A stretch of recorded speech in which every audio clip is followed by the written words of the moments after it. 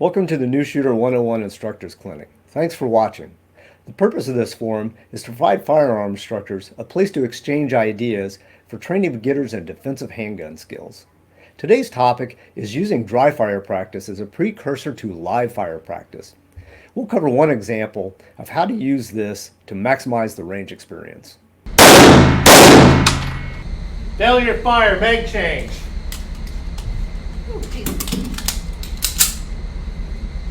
Bad guy, center target, 2 shots. Left side.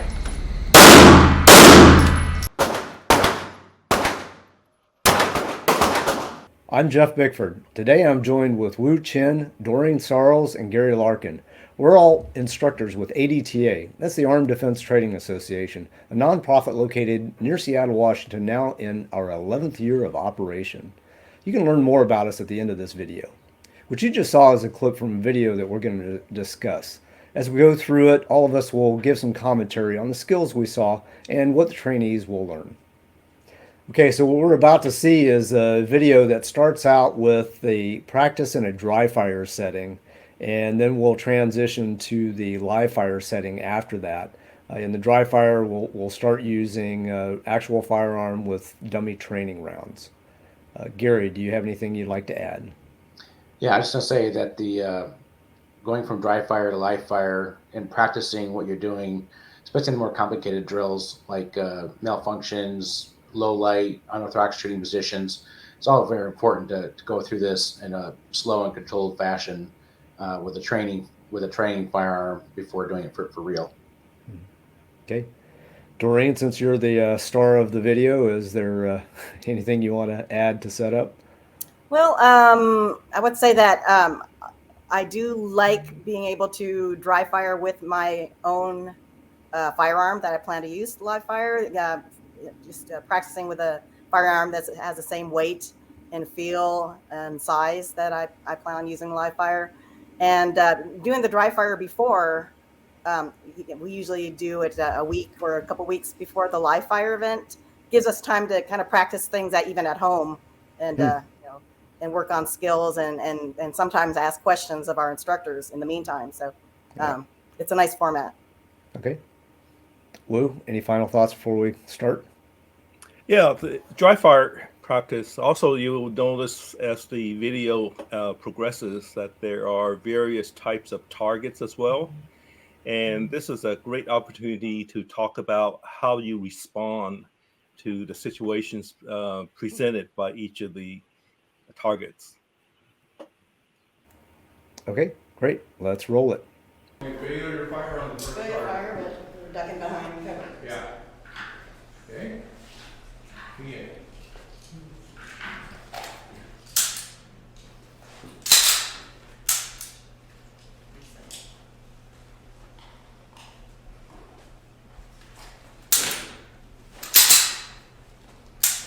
All right, so what we saw just there was, good use of movement, use of shooting behind cover, as well as, engaging threats. A little background on the way this is set up. There's actually 3 layers of target stands there. We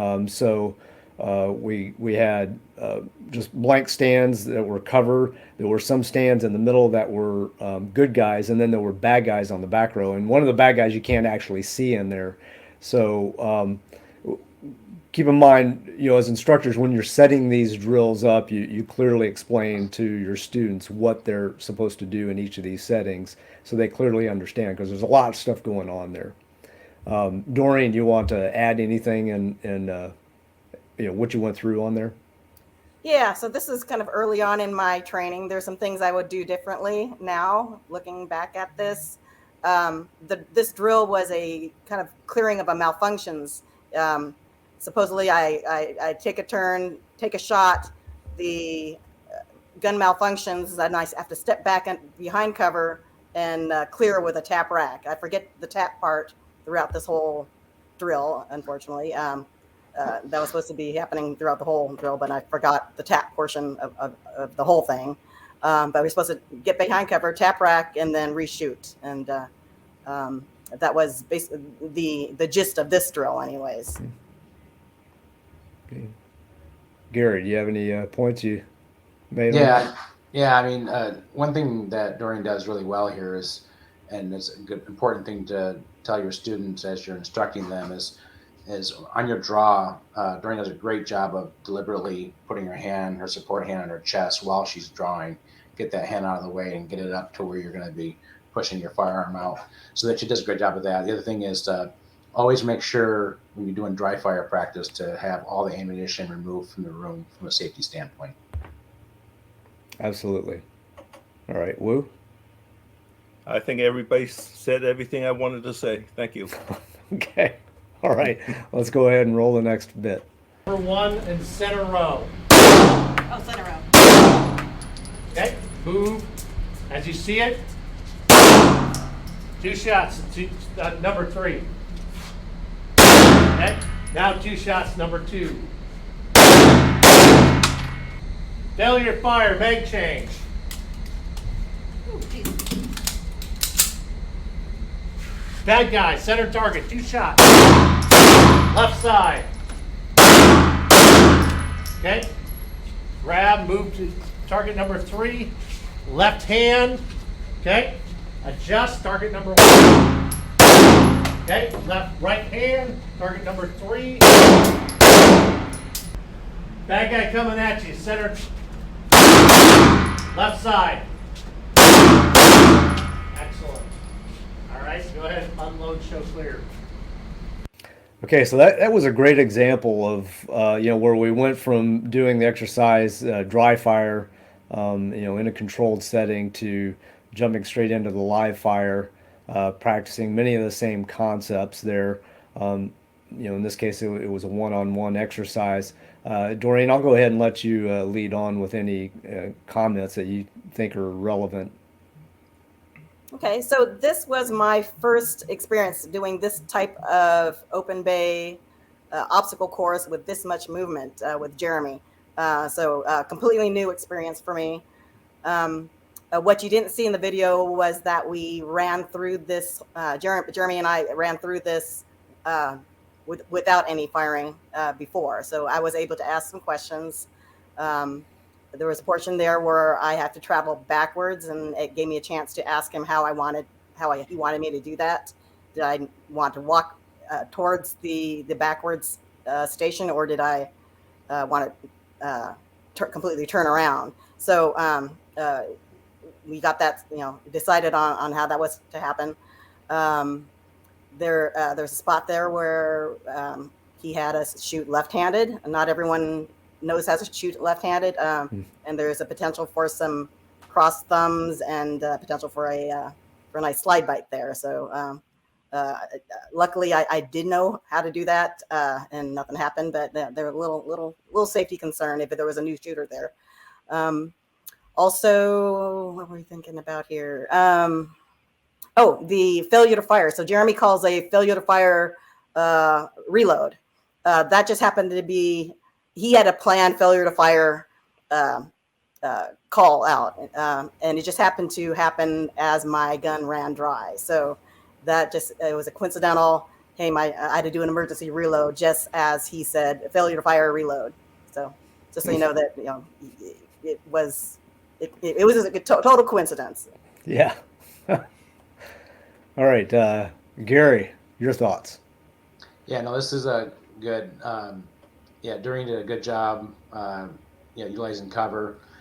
Just a reminder that obviously we don't want to break the plane, which she did not do at all. But just encourage students to stand back from cover a little bit and not crowd it. There's no good reason to certainly break the plane or get too close to cover. Woo? Yeah, thanks. A couple of things here. One of the things we are looking at, going back to the very beginning, was the dry fire practice. Voice commands. We haven't really had a chance to do voice commands in this drill, but the dry fire practice was a great time to do that. We have the shoot, no shoot targets available at that point. Notice that Jeremy did say shooting right side, left side, and then left hand, right hand. For those who were not familiar with those terminologies, the instructors really need to work that with the students to make sure they understand what is the proper way of shooting right side, left side, as far as minimizing your exposure, etc. That's about what I got. Thanks. Okay, so a couple final thoughts I had on this is, you know, what you saw was really kind of a complicated thing. There was lots of stuff going on. There was usage of cover, movement, offhand shooting, malfunctions thrown in there. One thing, if you're going to do a drill like this, the instructor, what you saw Jeremy do here was he didn't load up Doreen at the very start and say, okay, you're going to do this, go up to this, shoot this side, shoot this side. I've seen some instructors do that, and you basically are setting them up for disaster, right? So simply walking behind and giving those threats active, it actually enhances the experience a little better because they don't know what's coming, right? They have to react to it. That worked really well. In the setup, since you do have movement, also be cautious about the cone of fire. In this case, everything was pretty much downrange, but if you have lateral side-to-side movement, you can certainly end up with an errant round to the side. Last bit I think is important to say on kind of tying all of these together is that in a dry fire setting, you've got a lot of advantages. You can go through it as many times as you want with the time constraints that are available. You're not paying for a range, right? And you're certainly not paying for ammo, which is kind of pricey right now. So that's a benefit. Maximize your time there, especially if it's complex skill, doing lots of stuff like holster draws. You don't want. One of the things I hate is when you're standing on the line, you're doing a drill, and especially if it's sequential like this, one-on-one, you spend all of your time watching somebody else go through it before you get to try it, and then they're standing around watching you. So maximizing the time, learning the skill at the dry fire really does make for a better experience for the shooters at the live fire. Thanks for watching. We really appreciate it. Our motivation for making these videos is to start conversations with other firearms instructors who are training beginners. Let us know your thoughts and comments below. If you like what you saw, click the like button and consider subscribing. Thanks for watching. Hope to see you at the range.